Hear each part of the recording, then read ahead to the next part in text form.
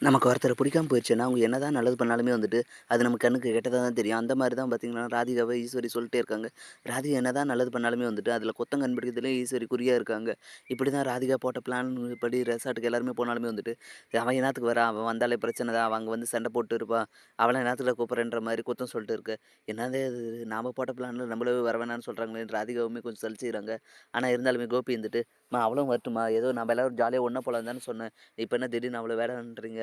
அப்படி சொன்னீங்கன்னா என் மனசு கஷ்டப்படாம ட்ரஸ்ட் ஆகும். அப்புறம் எனக்கு திருப்பி உடம்பு சரியில்லாம போகும் அப்படி சரி, சரி உடனே ட்ராமா ஆரம்பிச்சுதா வந்தா வந்துன்னு போறான். அவன் வந்தான்னா அங்க எதுவும் பேசக்கூடாது அப்படின்ற மாரி சரிம்மா, சரிம்மா அதெல்லாம் நான் பார்த்துக்கிறேன் வாம்மான்னு சொல்லிட்டு பார்த்தீங்கன்னா, எல்லாரும் ஒண்ணா போலாங்க. அங்க போயிட்டும் பார்த்தீங்கன்னா, ஈஸ்வரி விடுற மாதிரி இல்ல. ராதிகாவ குத்தம் சொல்லிட்டே இருக்காங்க. சரி அதெல்லாம் கண்டுக்காத பாக்கியா கூட பார்த்தீங்கன்னா, ஜாலியா பேசிட்டு இருக்காங்க. பேசி முடிச்சுட்டு எல்லாருமே ஜாலியா சுத்தி பார்த்துட்டு வந்துடுறாங்க. வீட்டுக்கு வந்த உடனே பார்த்தீங்கன்னா, பாக்கி வந்துகிட்ட வந்து ராதிகா வந்து, "நாளைக்கு நீங்க சொன்ன டேட் முடியுது. நாளைக்கு இடம் நாங்க வீட்ட காலி பண்றோம்" அப்படின்னு சொல்ல, இத கேட்ட பாக்கியாவுக்கு பார்த்தீங்கன்னா, ரொம்ப ஷாக்கிங்கா இருக்குது. "என்னடா திடீர்னு இப்படி வந்து சொல்றாங்களே!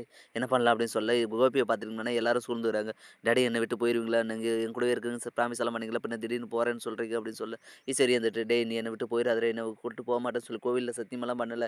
இப்ப என்ன அவ அப்படி பேசுறா? அவ போனா போயின்னு போறா. நீ எங்கள விட்டு போயிறாதடா" அப்படின்னு சொல்லிட்டு எல்லாருமே அழுறாங்க. இத பார்த்தீங்கன்னா, ராதிகா மேலேருந்து பார்த்துட்டு இருக்காங்க. என்னடா இவங்க மேல எவ்வளோ பாசம் வச்சிருக்காங்களே! இப்படி நம்ம தனியா பிரிச்சு கூட்டு போறது. நான் நெனச்சது சரிதான். அவர் இங்கேயே அவர் குடும்பத்தோட இருக்கட்டும். நம்ம கூட வந்தா நமக்கு மட்டும் தான் சந்தோஷம். ஆனா இங்க இருந்தா அவங்க குடும்பத்து எல்லாருக்குமே வந்து சந்தோஷமா இருக்கும் அப்படின்னு சொல்லி நெனச்சுட்டு பார்த்தீங்கன்னா, நேரா போய் ரூம்ல படுத்துடுறாங்க. மறுநாள் காலைல விடிஞ்சிருது. மறுநாள் காலைல பார்த்தீங்கன்னா, கோபிகிட்ட வந்துட்டு நாங்க எல்லாரும் வந்து கிளம்புறோம் அப்படின்னு சொல்லிட்டு பார்த்தீங்கன்னா, பொடி பொடி கூட 8 மையும் கீழ வராங்க. இத பார்த்து கோபி பார்த்தீங்கன்னா, சரி நானும் என் திங்ஸ் எல்லாம் போய் பேக் பண்ணிட்டு போறேன் அப்படின்னு சொல்லிட்டு பார்த்தீங்கன்னா, கோபி மேல போக ராதிகா வந்து தடுத்துட்டு, நீங்க என்னாத்துக்கு வரீங்க? நீங்க இங்க உங்க குடும்பத்தோட இருங்க. நானும் மையும் மட்டும் எங்க வீட்ட விட்டு போறோம் அப்படின்னு சொல்ல, ஏன் ராதிகா ஏன் இப்படி ஒரு முடிவுக்கு சொல்ற? நானும் வரேன் அப்படின்னு சொல்ல, இல்ல கோபி நீங்க இங்க இருந்தா தான் சந்தோஷமா இருக்கீங்க. அதனால நீங்க இங்கேயே இருங்க. நானும் மையும் மட்டும் கிளம்புறோம் அப்படின்னு சொல்லி, இத கேட்ட உடனே பார்த்தீங்கன்னா, எல்லாருமே ரொம்ப சந்தோஷப்படுறாங்க. ஈஸ்வரியுமே வந்துட்டு கண் கலங்கிடுறாங்க. என்னடா இது இப்படி திடீர்னு நாம எப்படி எப்படின்னு நெனச்சோம். ஆனா திடீர்னு இவ இப்படி நல்லவளா இருக்காளே! நாம தான் தேவையில்லாம சண்டை போட்டு இருக்கோம்லன்னு சொல்லிட்டு இப்ப தான் கண் கலங்கி வருத்தப்படுறாங்க. எப்படியோ ஒரு வழி ஈஸ்வரியான கடைசியில புரிஞ்சுட்டாங்களேன்னு சொல்லிட்டு எல்லாருமே நாங்க சந்தோஷப்படுறோம். நீங்களும் என்ன நெனைக்கிறீங்கன்னு சொல்லிட்டு மறக்காம கமெண்ட் பண்ணுங்க. மேலும் இது போன்ற வீடியோக்கள தொடர்ந்து பார்க்க மறக்காம நம்ம சேனல சப்ஸ்கிரைப் பண்ணுங்க. கூட பெல் பட்டன் அழுத்துங்க. அப்பதான் நான் போடுற ஒவ்வொரு வீடியோ உங்களுக்கு நோட்டிஃபிகேஷன் வரும். Thank you.